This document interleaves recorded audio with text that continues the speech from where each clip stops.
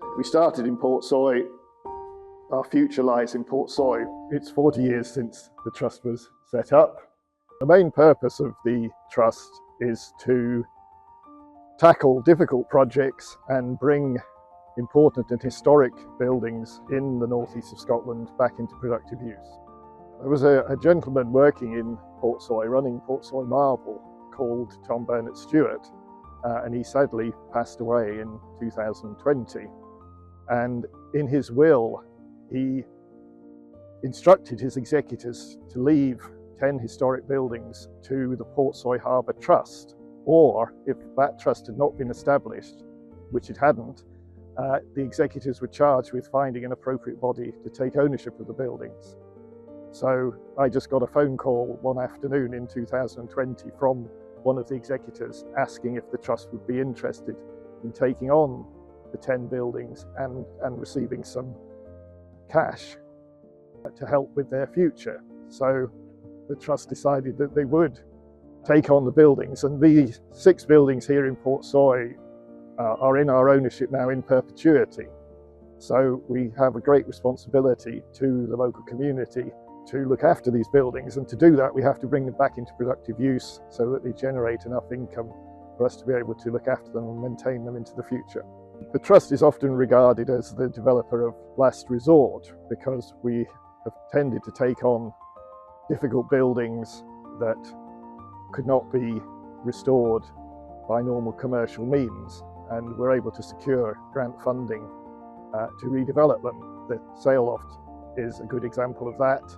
The Silversmiths quarters in Banff would be another example of a building that nobody else would ever seek to redevelop. And the buildings here in Portsoy are going to be very challenging for us to bring back into use. And I think we're probably the only type of organisation that could take on a project of this scale, because our charitable status opens the door to various types of funding that wouldn't be available to individuals or commercial developers. The Trust is run by a volunteer board of directors. The chairman is Marcus Humphrey, and the board meets quarterly and provides direction to me as the project director. I joined the Trust in 2009 and worked on my own until last year, but thanks to wonderful support from the National Heritage Lottery Fund and the Architectural Heritage Fund, we've been able to expand now to a team of 9 people in total, and they're involved with running the Portsoy Marble Shop and the holiday cottages that were part of the legacy. The first phase of the redevelopment will hopefully see the Marble's creative hub developed in the Marble Warehouse and Marble Workshop, and this will be a facility that will provide studios and workplaces for artists and craftspeople, and this use has come very strongly out of extensive public consultation.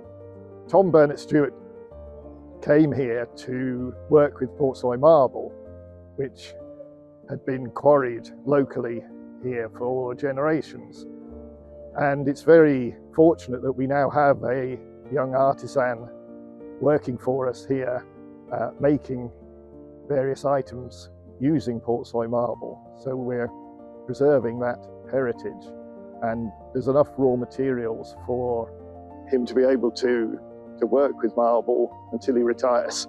My name's Frances Swanston, and I'm a project manager with the North East Scotland Preservation Trust. I'm really excited to have joined the Trust at this really important time in their history.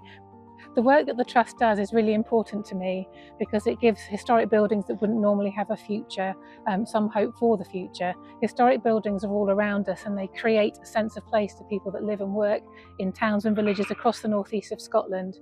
The funding climate and the climate in general is changing, and with that there is greater reliance upon other organisations to take on these historic buildings and bring them back into use.